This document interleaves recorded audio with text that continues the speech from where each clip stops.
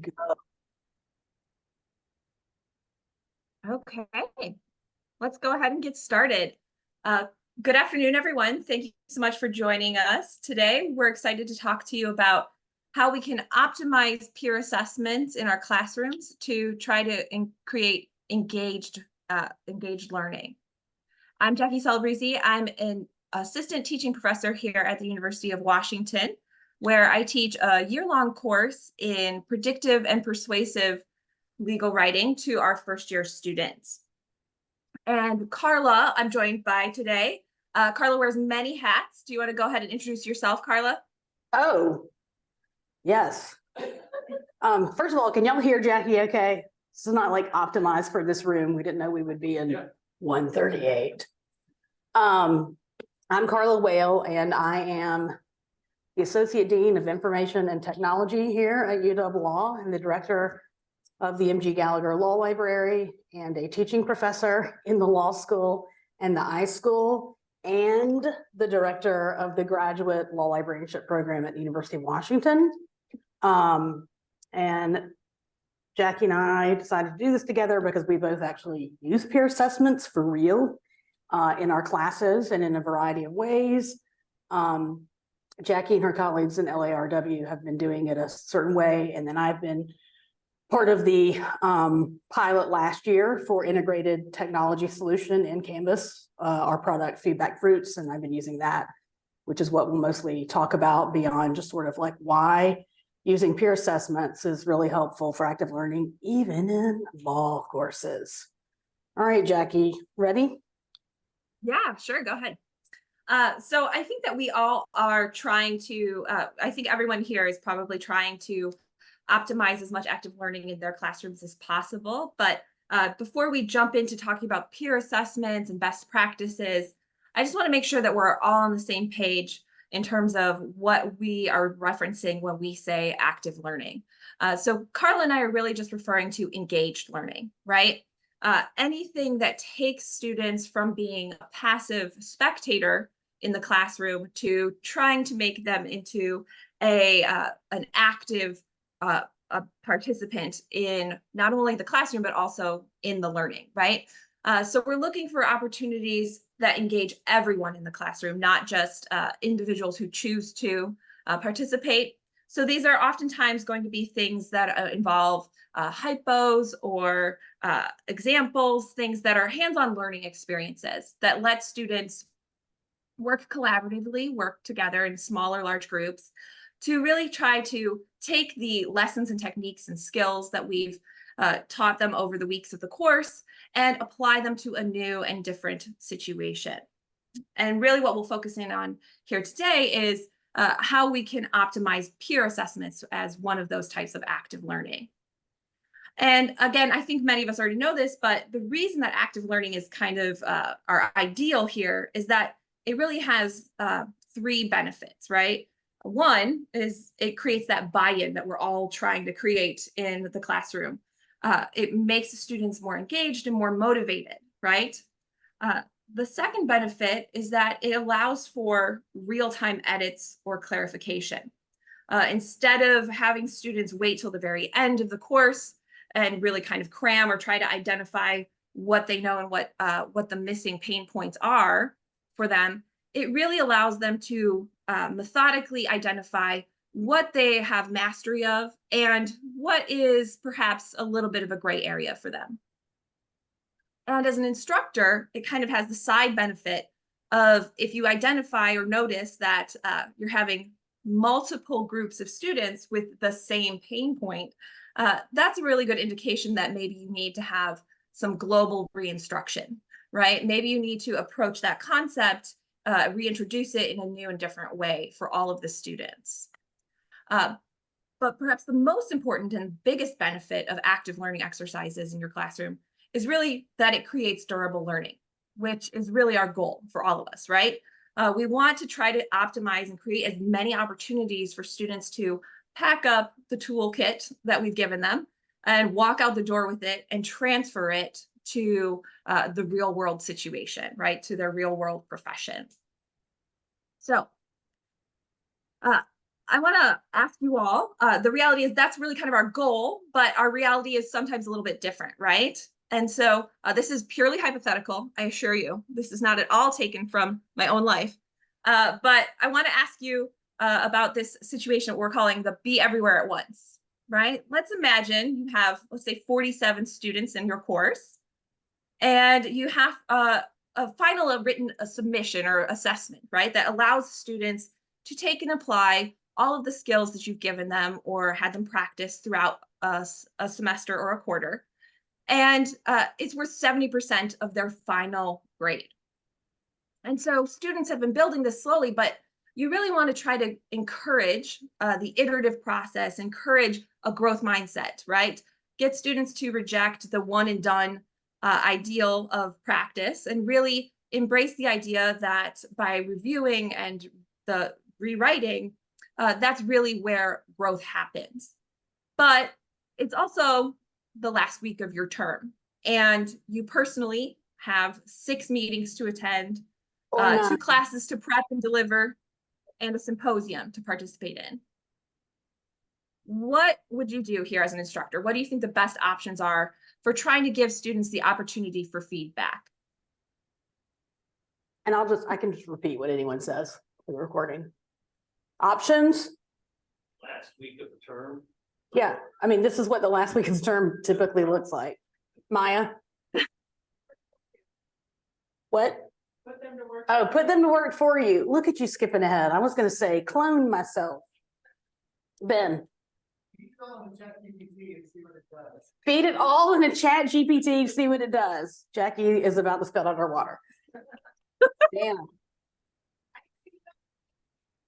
But I'm going to force them to work with the rubric first. And 2, I might use the campus recording feature because it's quicker for me to record as opposed to actually. Okay, Dana is still going to try to give them feedback because Dana is superhuman. And have them go through the rubric first, and then she's going to use the record feature in Canvas for feedback as a shortcut to typing it all out. Did I get that? Okay. We have an anonymous. Especially the superhuman. We have an anonymous. Okay, here we got model, answer, or asynchronous walkthrough, and then another is provide a rubric. Yes. Oh gosh, I hope we're all providing rubrics. We know we aren't. Catherine. Peer review. All right. Started with that with Maya. Spoiler alert. All right. Yay. Yeah, I think it kind of breaks down into 3 different options, right? You can try to do the superhuman, what Dana was suggesting, and provide individualized feedback to everyone. But the reality is that that's not going to be the best case scenario for you or your students, right? That's going to end up being shallow at best for both of you.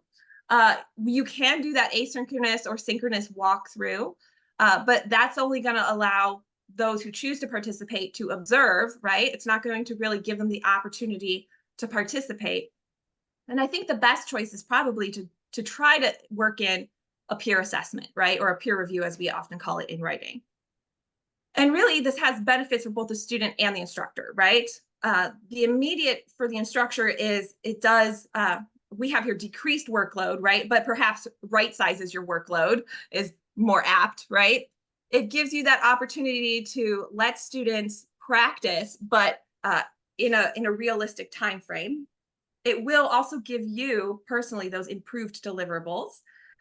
It will allow for students to have that second or third review of their document. And it also has the social benefit in your classroom of encouraging community building, right? It breaks down those silent silos that the students might have because you have control over who gets paired up.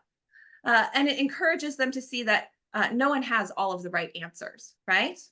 It also gives you as the instructor the opportunity to show them that with very few exceptions, right? We have a few black and white rules where, what case is going to be precedential versus another case is going to be persuasive, right? We have a few of those black and white rules, but for the large part, many things are going to be perspective driven, right? Many individuals can come at the same scenario or the same situation differently.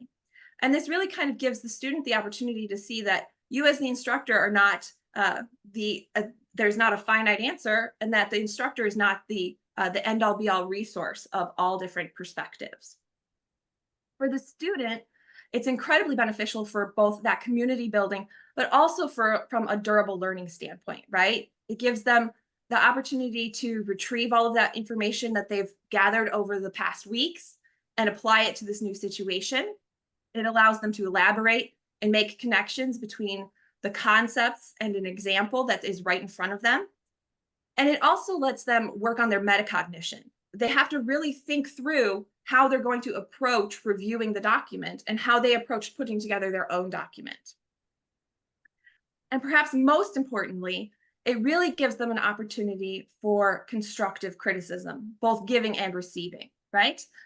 Because for better or for worse, that really is how someone in the audience just eye rolled. Over constructive criticism. Very good, right? If our students had more practice at giving and receiving constructive criticism, I just have to highlight, this is literally my favorite part in the slide. And I'm not going to call out the person who eye rolled. Well, I think the problem is that all too often the criticism is not necessarily constructive, right? I think that's true both in law school and in practice. And for better or worse, this is really how we collaborate and work together in our profession. And so if we want to kind of drive our actual practice forward, we have to teach them today how to be good practitioners and how to work together, right? And so I think that there are a number of challenges to doing this in the classroom, which we'll talk about in a minute. But I think the lift is worth it, right? So what I'd like to ask you now is about your own personal frequency and format of using peer assessments in the classroom, and also what you think the biggest challenge is to implementing this in the classroom. So hopefully we're going to have a poll everywhere. Something is amiss. It's thinking about thinking. Great. All right, we're going to do this manually. Listen, because it's a poll everywhere add-in, and I'm not about to go into the system and undo it. All right, Jackie, we're just going to, whoops. Now give me 1 second. Do this the old-fashioned way and ask the question and have people raise hands, because our poll everywhere plugin has been blocked. I feel like I might be talking to some of my people after this. All right, hold on. If you're here on Zoom, go ahead and just list out how frequently do you use a peer assessment in your course? Like, is it once a term, more than once a term, never, something else, right? Yeah, so hold on, I've got to do it this way so I can actually see in the preview the question. Oh, I'm so sad, y'all. We had fun poll everywheres ready to go. So Jackie's asking, how frequently do you use peer assessments in your courses? First answer, raise your hand, once per semester or quarter? After each assignment? Never? Oh, other? We have a couple online I can read. Okay. One is motivating students to care about giving valuable feedback to others, and then never dash logistically complex. Oh, it's almost like logistically complex is something we're going to talk about in a minute. Yeah, so I think I can speak for Jackie in that we aren't surprised by the, seems to be the majority answer of never, and probably we suspect for the reason articulated in the online chat box, which is it's logistically so complicated. The next question, oh, so many options. What format, for those of you who do use peer assessment, what format do you use? Oh, my favorite, a hard copy during class. Sometimes you have to, it's what you have. All right, 2, online during class, but in your LMS, integrated into your learning management system. Stephanie's using all the things. Online, but outside of class time, but integrated into your LMS. Oh, my not favorite answers. Online in class, but using an external tool. Yeah, Peergrade. A lot of them. Yep. And then same external tool. Let me make this simple. Who uses a tool integrated in their LMS for peer assessments? Okay, Stephanie and Carla. And Catherine and Stephanie, you use hard copies as well, right? And does anyone use an online tool external to the LMS, like Peergrade? There are several of them. Okay. Also not super surprised by this answer based on the prior question. All right, last question. Oh, okay, we're going to reproduce a word cloud orally. You're just going to shout the answer to this question kind of in unison. Just give me 1 or 2 words. Isn't this fun? What is the biggest challenge to using peer assessments? Student hatred. Student hatred. Come on, word cloud. Here, I do this. Student hatred. I know you have something, Runyon. You have the face. Okay. Student hatred. Someone online already said the logistical complexity. What else? Buy-in. Yeah, effort. Consistency in grading. You know, you have some who want to grade really well, some who want to grade low. All right, so Stephanie, when you're talking about buy-in, are you thinking like both from students, but as well as the instructors themselves? Is it worth it doing it, Pat? Successfully pulling it off. Yeah, Pat says from the instructor's perspective, successfully pulling it off, actually doing it and doing a good job of it, so it'll be meaningful. No one else wants to join the word cloud? All right. Oh, yes, Rob. Feedback quality. Yes, right? Because that can take time. For me, I'll also say accountability. So at the university, okay, let's just put JDABA accredited, blah, blah, to the side. At the university here, at the University of Washington, we actually have a graduate school policy of you cannot, it's very nuanced and has some interpretations, but the latest interpretation, we actually can't use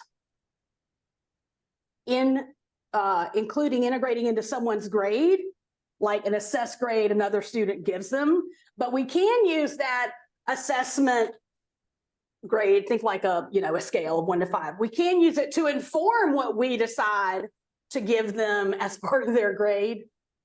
And there's a limit of 10%. It can't be more, it can't be less, kind of like participation. So there are a lot of things with that, and like how to make it meaningful, how to get the students to do it, because you do kind of frankly need accountability in like, how do I get you to do this if I'm allowed to include it in your grade? But the clever thing is, maybe the grade can be, did you actually give a meaningful assessment? That's part of your actual grade. But I think what multiple people, including Pat, indicated is logistically, it's just really hard to do all of those things and to do them well. Okay, let's go back to the part of the PowerPoint that actually works, because yay. All right, Jackie, Well, you're back on. Yeah, I think this really kind of summarizes everything everyone said, is that logistic, as we've just experienced, right? It can be a logistical nightmare. And some of the biggest challenges are, what people were saying is that students walk into the classroom with preconceived notions from other locations and from other situations of what exactly is peer review and whether or not it's beneficial, right? And they don't necessarily receive clarity on what peer review is and what peer review is not in the particular course's context. And so they really need instruction, they need coordinated instruction on what exactly is expected of them and what is not expected of them. And then the reality is that oftentimes we're pulling or asking students to pull information from different, it's kind of like a patchwork quilt. They're trying to pull from different areas of different pieces of tech. So they might be turning in the assignment in one location, pulling up a rubric in another, looking at the instructions in a third location, being asked to complete a self-reflection in a quiz in a different location. And that's, kind of reaches a point of saturation for students. And there's also, as Carla kind of referenced, there's a number of what I call administrative or compliance concerns, right? No one wants to run afoul of FERPA or honor code violations or collaboration rules. And so there are some things that you can do just within the classroom, but also, from a tech perspective, to try to solve those issues and make peer assessments viable, right? The first thing you really want. Do you mind if I add something? I don't want to go back to FERPA. No, go ahead. Because it might seem like FERPA honor code. What? So at the University of Washington, we take a very, very broad interpretation of what is considered student records under FERPA. And this is my 5th university, and by far the university that takes FERPA noncompliance the most seriously. And so it really is frowned upon. I know, academic freedom. It's really frowned upon here to actually use tools that are outside of the enterprise environment, because you are actually, especially if you think about a peer assessment, and even in a not as broad interpretation of student records that UW is it not a student record if a student is writing an assessment about another student, because it means they're also writing about the assessment that was turned in? Like, yeah, those are student records in an outside environment. If I did that, I would get in a lot of trouble here at the high school for sure. And so that's the kind of stuff that we really are kind of talking about too with compliance issues, in terms of, even though UW's really ahead of the curve on this, I think it's only going to be a matter of a couple of years, like the rest of everyone's institutions actually start paying more attention to this too, which is beyond just how inconvenient it is to use piecemeal tech. I would even consider hard copies of things tech, right? Multiple things that you're using, but how problematic it is to use things outside of an enterprise license environment where your institution has actually negotiated things like student privacy requirements. I just really wanted to highlight that, because I just don't think we talk about that enough in legal education, and what that means, and like what the potential pitfalls are, even from that compliance standpoint. And I think most universities are going to be looking at that more carefully going forward. Yeah, I think Thanks, that's Jack. fair. And like, if you look at where we've talked about it on challenges, the reality is it probably should be bumped up, right, in terms of priorities. But in terms of solutions, there are a few things that you can do, obviously, in terms of expectation setting, that can really kind of help you address the preconceived notions and the lack of clarity. What I do in my classes, before the very first peer review I have a brainstorming session with the students so that we can kind of establish what effective feedback is and what effective feedback is not. So we can kind of establish class norms of how we're going to conduct ourselves, how we're going to treat each other, and what really is the expectation of this activity. And then you can obviously guide the action, provide students with the rubric, give them very clear instructions of the process they should be using to approach the review. And if possible, really kind of try to create a single source tech and protect it by centralizing it within your learning management system. And so Carla is going to talk to you about this pretty nifty FeedbackFruits, which luckily is for UW is a Canvas add-in that you can use to effectuate your peer assessments. Yeah, so I have a Carla, you want to question. take it away? Yeah, okay, we're good. Question for y'all. How many of you have tried to use, and I already know, since we already answered other questions, it'll be low. I'll be like Stephanie, Catherine, have tried to use any of the like native kind of group or peer review tools in Canvas, Blackboard, or whatever your LMS is? Rob, which LMS do you have? You have Canvas. How did that go? It is a nightmare. The Canvas tool for group and individual peer review, it is the worst. It actually is no different to me than basically doing stuff by hand, because you actually have to, you can't automate it in any sort of rational way, much less in a way that then like goes directly and imports the grade into the grade center. I have to imagine, I mean, my last school was a Blackboard school, and that was several years ago, but I suspect not any better. Ben is shaking his head no. Yes, I mean, Blackboard, Canvas, all the same. And it's pretty interesting because, you know, I think a lot of us like Canvas, those of us who've actually had to use several LMSs. It's beyond me why this particular thing is so terrible and so many other things are so robust.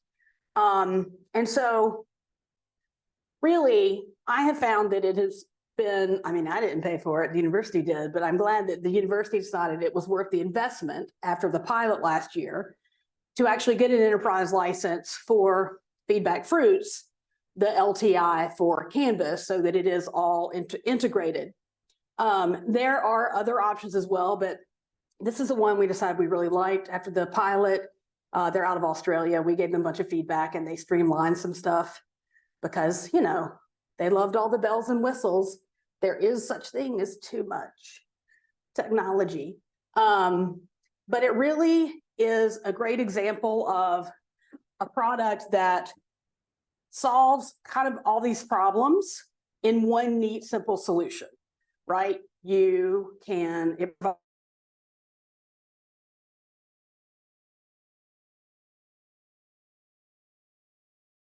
things, types of peer assessments. And again, because there's an LTI for Canvas as well as Blackboard, and I'm sure some other LMSs, it's all integrated within your learning management system and can be automatically published right into the Grade Center. So we're going to take a look at some examples just to give you an idea of what it really looks like. We were going to talk about peer, hold on, I have to 2FA 9 more times. Oh, wait, no, I already have it up. Just let me move this. Yay. Okay. I'm going to be very deliberate because sometimes I'm going to have to just like think about what I'm clicking on so that I'm not violating FERPA by showing you prior students' grades in the FeedbackFruits. I practiced a lot earlier today. This is just a shell that we use for a law teaching practicum in the graduate law librarianship program. But let's go to assignments. All right, so here's some examples. The learning curve on the front end, I will say again, it's a little bit steep, but it's a lot better than it was. But once you get it, it actually does so much and really helps with that quality of work, especially of feedback at the end when you're just too stretched to do it yourself in any meaningful way. And just like other LTI, you can actually just import. That's what I did with 2 of these 3 FATE assignments. I just imported them from other Canvas course sites that I'd previously made and just reuse them and then tweak them, and it works really well. So yes, blah, blah, blah, name word, it's the standard. And because it's the external tool, you're gonna find the LTI, set it up, pretty basic stuff. Here's what it looks like on the back end. Let's start with what I think of most people think of peer assessments, peer reviews as the most obvious example. So it's interesting, right? The students are actually going to submit their initial deliverable. In this case, it's a final topic, an initial thesis proposal for an article they're writing for one of my classes. So they're submitting it in FeedbackFruits so that then it's there for the peer assessments. It's a multiple step process.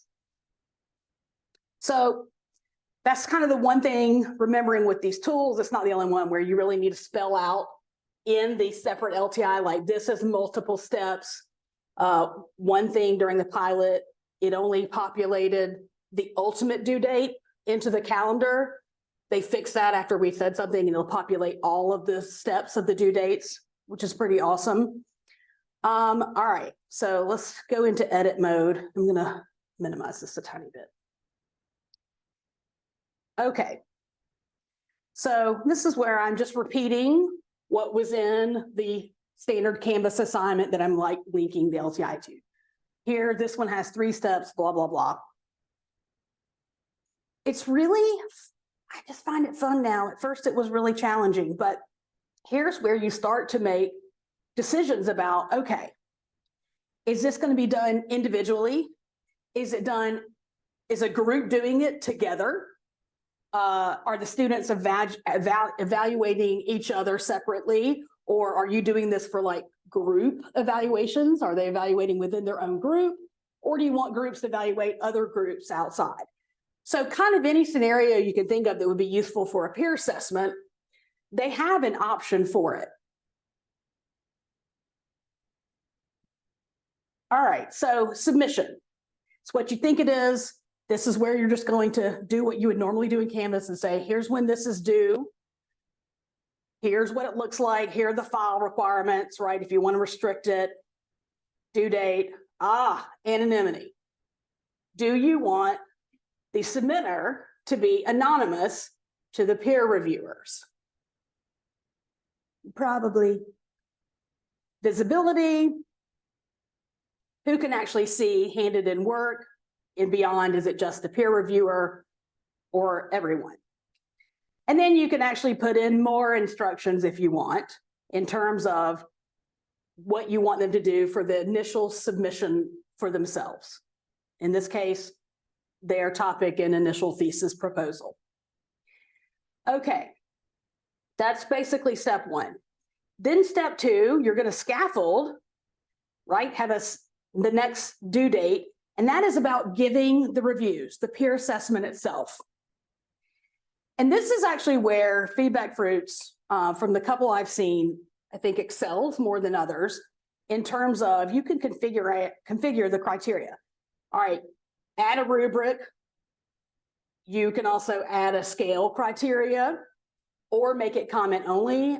Or do a combination. I often do like scale and combination. It just depends on what type of peer assessment I'm looking for. For this type of peer assessment, I really just want them to write comments, right? And help each other think about what they might be missing or have they thought about something for this particular thing they're writing about.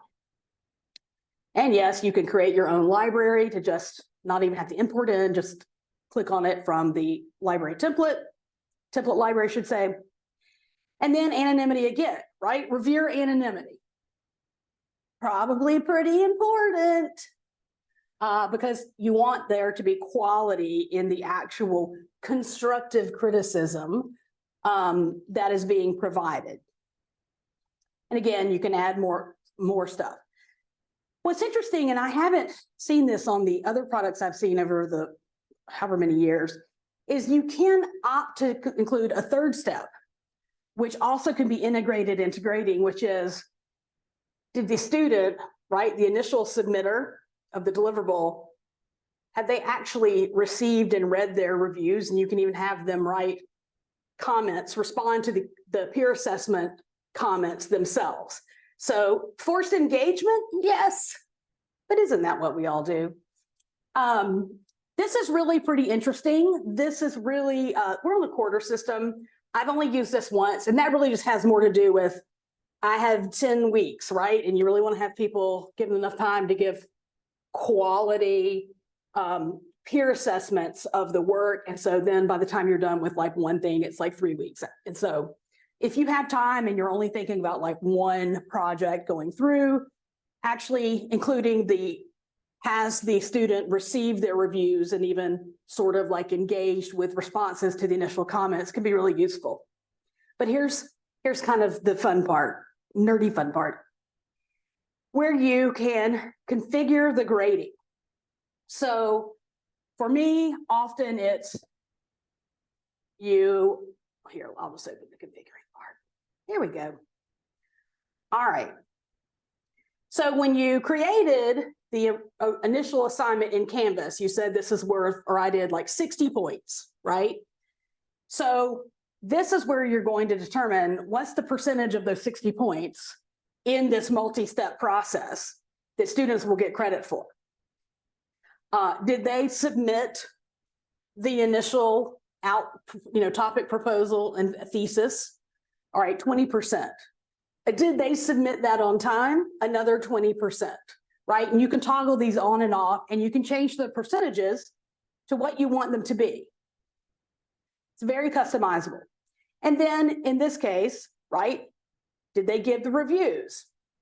And when you put in and you're creating the assessment itself, the peer review, in that part where you're choosing like comments or scale, whatever you want, you can also actually dictate to get, full credit, it has to be 5 comments, and then it could be 5 comments for 3 different criteria.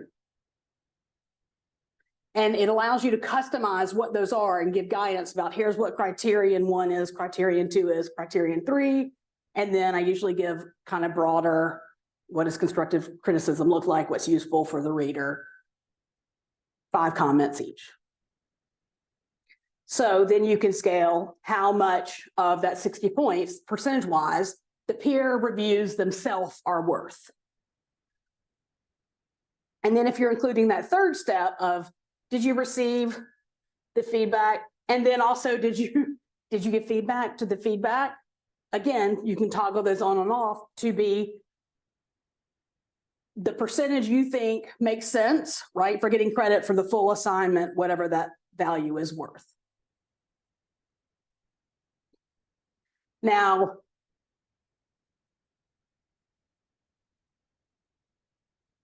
I'm not going to say that because it's not real. For group work, I think my students moan every single quarter I say, there's going to be a group paper. I mean, I usually moan in grad school too when I would have them.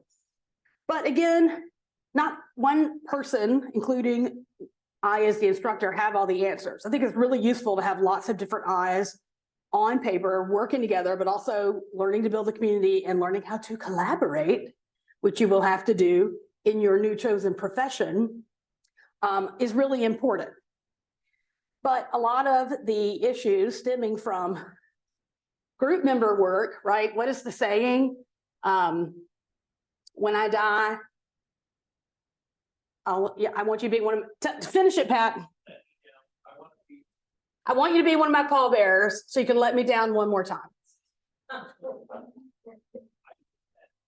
Yeah, I knew you used that meme in class. There's no way you didn't, Pat. Yeah, I mean, listen, the reality is often there is someone who does more work than others and someone who perhaps does less. But using peer assessments in the form of group member evaluations is really a way to build in excellent accountability. And the main difference here is in FeedbackFruits, you are choosing which type of peer assessment. In this one, I have chosen, it's a group peer assessment. I have created my groups in Canvas in the little people section. And then, but it becomes very similar. It's customized for like, what does this look like? Giving reviews, blah, blah, blah. But then at the end, or in the beginning, actually, I'll have them, which is right here. They're scaling them on a scale of 1 to 5. And usually, let's say for a pretty simple one, I am saying the 2 criteria are collaboration and communication. And then I will explain in the instructions here, like exactly what am I looking for when you're basically assessing your group member on collaboration, timeliness, et cetera, et cetera. Was there an even workload, blah, blah, blah. Same thing with communication. And then being really clear about, hey, here's what's going to happen. You completing in a manner of quality the peer assessment of your group members, you get 10% of your grade is actually you giving valuable peer assessment for your group members. The other 10%, this is now that I've told y'all why I have phrased it this way due to our policy here. Additionally, the scaled ratings you receive from teammates may help the instructor determine your overall participation grade. I don't like participation grades in the way that we traditionally do them. This actually is participation, though, in a meaningful way, not just raising your hand occasionally and saying something or showing up to class. What? Yes, it does help me determine that 10 help me. Yes, whatever your classmates are telling me you did or didn't do, I'm going to read, because it requires not just a scale. I am like, those 2 criteria, and you have to explain your rating. And I will go through and read them. It's pretty easy, just to make sure someone's not being, we're not talking sour grapes. And this has been incredibly effective, right? 20% of your grade is just you legit giving quality group member evals, that type of peer assessment, as well as 10% is you need to actually pull your weight in your group. And your group members are going to have the power to tell me whether you did or you did not, and they have the power to do it anonymously. Clearly, I make the groups of 3 to 4, not 2. Then anonymity would not be a thing.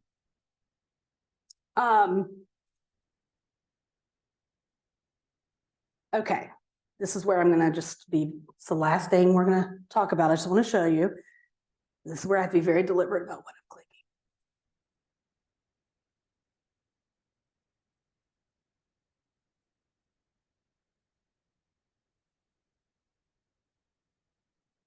Okay, there we go.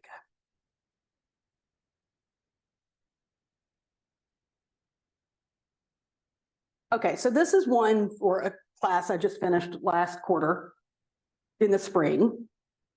And they submitted a white paper at the end. And I actually want you to see what the grading looks like. And the reason why I'm using this is because as long as I don't click on the caret, you're not going to see their names. Any of the other individual stuff, it's just a list of their names, right? And so I can actually see, okay, out of all of my students, here's the number that actually gave their peer reviews for their group members after their papers were submitted. I can oh, don't click on anything, Carla. I can actually see as a group, as a whole, like has everyone, I think these were groups of 3, completed their group member reviews. Yes, I can click on the caret if it's not, if it says partially complete, and then I can see who didn't and who did. And then I can track this because it's almost real time. Like as students submit their peer assessments, it is syncing with FeedbackFruits and it's updating. So I can actually look at this dashboard just to kind of track, especially if I have students that maybe I have like come to realize are a little later than others and might need a little more encouragement. Same thing with if I were grading the, including receiving the reviews and feedback on feedback.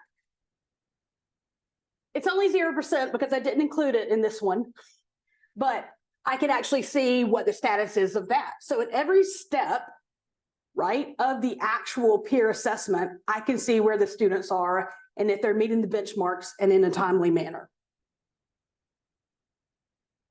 Okay.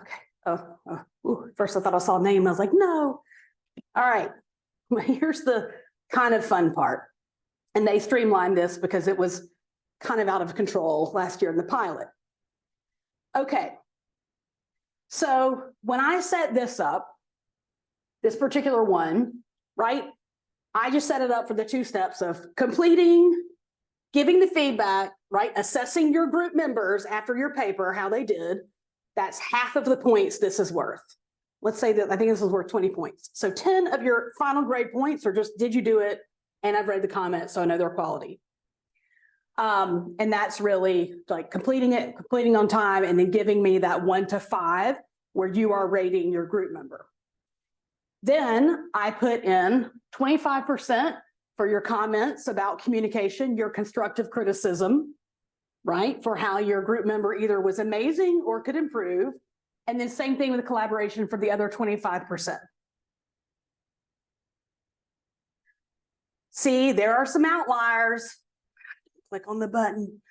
There is one person in this group who, if I remember correctly, was just pretty laissez-faire in communicating, and really bothered their group members, but they got to tell me that. And they also got to tell this person, because I've said it, so that the students can actually read after everything's due. The students can read the anonymous reviews their group members have given them to help them improve and understand that, hey, we really needed you to communicate or actually come to all the meetings that we agreed to, whatever that looks like. But I can actually, and I'm not in the edit mode, but there's an optional grade adjustment. Perhaps I, as the instructor, know something, right, that the other group members for a student do not know. I can adjust the grade so that it can be what I think it needs to be. There's a lot of control with this. And then essentially, you click on Publish Grades, and that's going to export it right into the Canvas Grade Center. And it really takes about 2 minutes for it to update, and it's all done. Then you release it in Canvas, just like you would release anything else or your LMS. They can see their grade, but they can actually go into FeedbackFruits at that point. So if I've said it, whenever to release, they can actually read everything. The peer assessments that were given to them for group evaluations, or whether it's just more like a peer review for individual work. It's pretty amazing. And I have actually found, I've been doing peer assessments the last, I don't know how long have I been here? 4 years. Frankly, the deliverables are better. I'd love to think that I have all the answers and know everything, but nothing is farther from the truth. And different people are going to catch different things or have different ideas, or, hey, have you thought about this in this draft of your paper? Or are you going to address this point, right? And the student who's the author is like, no, I hadn't even thought about that. The papers are so much better, both for the group work papers because of the accountability in doing group member evaluations, but also other individual papers because of the actual peer review aspect of reviewing what is written. It's a discernible difference, but this tool alone, once you figure out how to use it or something similar, really kind of cuts through all of those challenges that we talked about. Workload, logistically, it's too hard. It's all in one. It's super customizable, directly in the grade center. It's pretty incredible. So we're lucky and fortunate that we have it as an enterprise license.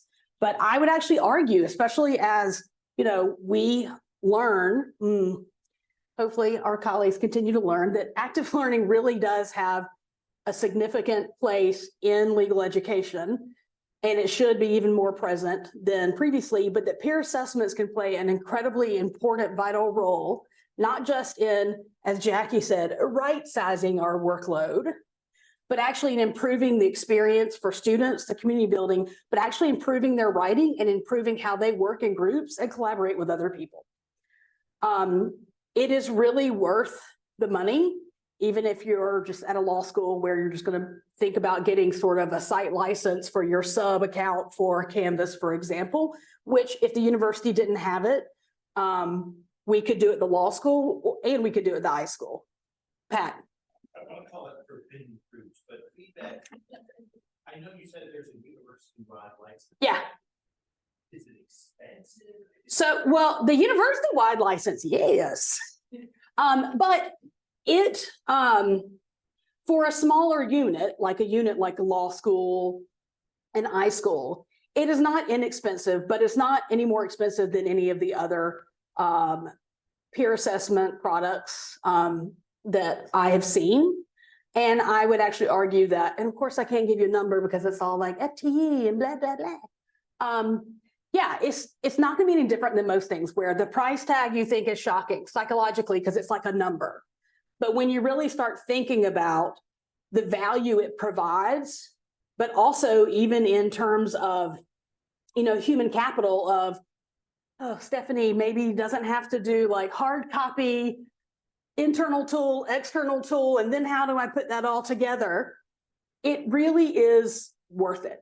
you know, there's the sticker shock, but then we all know there's a calculation you can make of like, not even talking about the, you know, opportunity cost of, hey, actually, but all these things that I'm doing with these 4 things that aren't centralized, actually, it probably costs just as much money because faculty are trying to do that.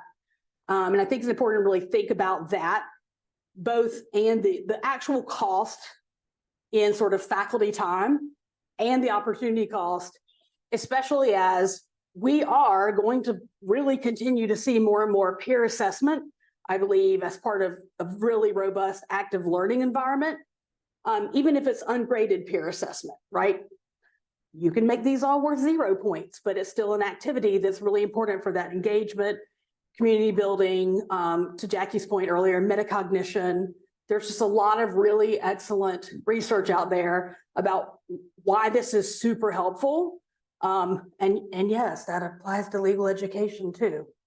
I know that maybe we have been resistant in the past, but we shouldn't be. Chris. So how do you give them any kind of instruction about providing a useful feedback? Yeah, Jackie, Chris just asked, do we, either of us, I know we both do, give the students any instructions about how to provide usable comments and constructive criticism? I'll let you take that, Jackie, since you talked about it a little bit. Yes. So, you know, obviously I do brainstorm kind of the first, before we do our very first peer assessment. In our legal writing program, we have 3 quarters and we do a peer assessment at least once a quarter. And so we'll have that as our kind of our agenda setting at the very first, but for each peer review, I give them instructions and I give them guidelines of, you know, how to approach it. First, this is what you should be doing. Second, this is what you should be doing. Third, this is what you should be doing. We also talk about what is your role as the giver of the feedback? What is your role as the receiver of the feedback? What's constructive, what's not constructive? And the textbook I actually use, it's the Alexa Chu textbook on the complete legal writer, has an entire chapter on giving and receiving feedback, which I think is really helpful that I have students. Will you repeat the author and the title of that? It's Alexa Chu. Alexa Chu. The Complete Legal Writer. The Complete Legal Writer. And you said there's an entire chapter about how to kind of set the stage and have a conversation about that. Yeah, giving and receiving feedback. Yes, giving and receiving feedback. Chris, you have a follow-up? Well, just, I used to do this in ALR. They were required to do peer assessment. Yep. Presentations. Yes. And they actually got a grade for their peer assessment, which was a lot of work for me. Yes. And I gave them instruction on how to do this, and they almost always were horrible.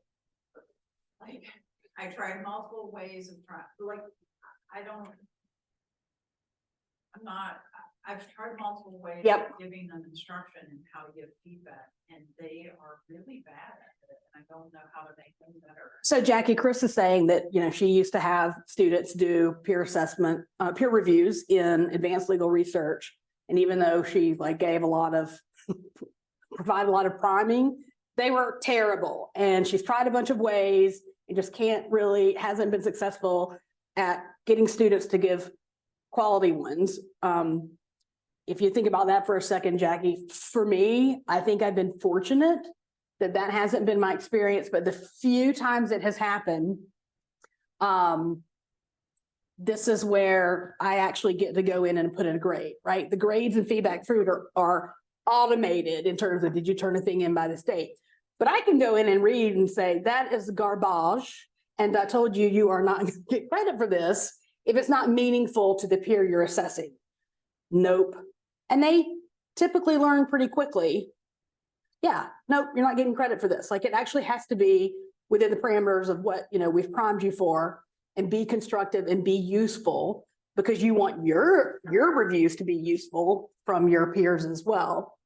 Jackie, do you have any ideas to help Chris, or like, are there things or anyone else in the audience that we could do to, how do we get students to really buy into constructive, useful criticism for peer review? I think that to be fair, I think the first time is always uncomfortable. It's always, and it's so I have the students do a self-assessment afterwards. And it's actually really helpful because it also guides my feedback to them on their own assignments. So I asked them about how the peer review process or the peer assessment process went. And invariably at the very beginning, they're just very unsure and they're very uncomfortable. And so we really kind of have to reinforce and have a conversation about what are you trying to do here? And so I'm really kind of giving them 3 goals of saying, first we're checking for readability. Did you read this once, 2 times, etc.? You're not trying to fix things or offer how you would approach this. You're just trying to really approaching it as an identifying and alerting your fellow reader, your fellow writer to a situation so that they can address it as they deem appropriate. And then also having the reinforcement of just because someone gave you a piece of advice doesn't mean that you have to follow it. This was their perspective or their take on it. And I would say, I didn't cover it, but FeedbackFruits also includes, you can include a step that requires the self-assessment of the reviewer. I mean, just off the top of my head, listening to you, Chris and Jackie, I was thinking maybe it is beneficial, especially at ALR, unlike LRAW, right? This is year long. Maybe there's a way, very low stakes or no stakes. It's like you get credit for doing it at the beginning, and it's not someone else's deliverable, but you just have them write, like find an article or a draft of something, and then give them the practice, then maybe that self-assessment of how that went for them, right? Because we know that agency is very important, especially to students coming in now, and that reflective mindset of, as Jackie was saying, like that was really uncomfortable, but maybe like setting it that way at the beginning in a low, no stakes environment would set them up at the end for when it is real and they get a grade for it, if that makes sense.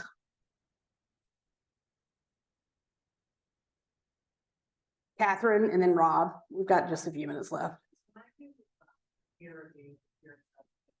I find it goes better if like submitters are reviewing like submitters, like a spring. So the strongest papers are reviewing each other, weakest are reviewing each other, which means I review them all first. Yeah. Figure out who needs to review who before going through, and that goes better. Do you think you could use a platform like this? Yeah, so that's a great question. So Catherine Wright is saying, like, can you actually, especially when you have students, you have a sense of where they are, sort of either with interest of what they're writing about or, strength, and pair them. Yes, there for all of the steps, you can choose to, randomize it, or you can actually choose who's in a group of, like, whether it's individual, a team reviewing each other, or who reviews whom, you can customize all of that. Rob? So to your question, how do you work? Okay, Rob says too, the question of how do you make this work?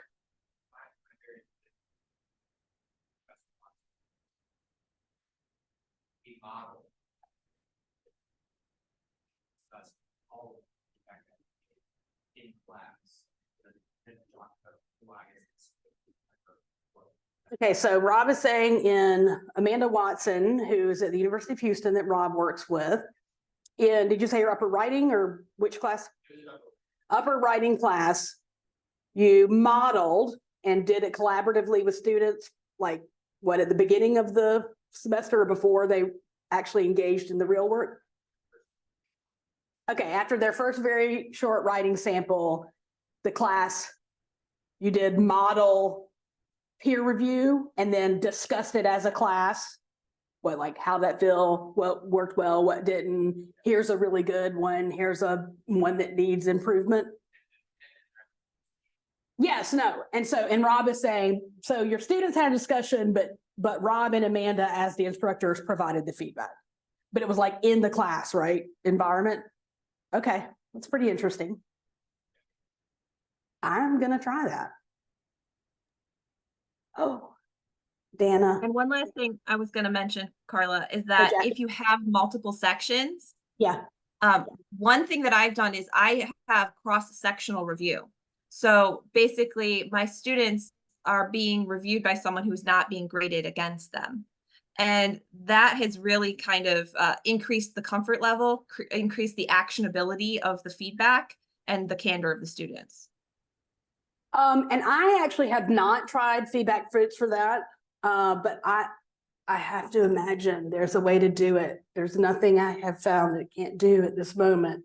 But especially because, you know, what Jackie's describing, right? If you have a centralized Canvas page, because it's all the same materials, but then you have subsections for like A, B, C, D. I have to imagine that FeedbackFruits works for that too, right? Integrated into the master Canvas course site. That's a really good idea, right? To then have like someone from section A is peer reviewing someone from section C. So it's not directly, I don't want to use the word adversarial, competitive. Okay. Dana, you can ask your question afterwards. Okay, great. All right, thanks, y'all. Thanks, Jackie. Thank you. Thanks everyone for joining us.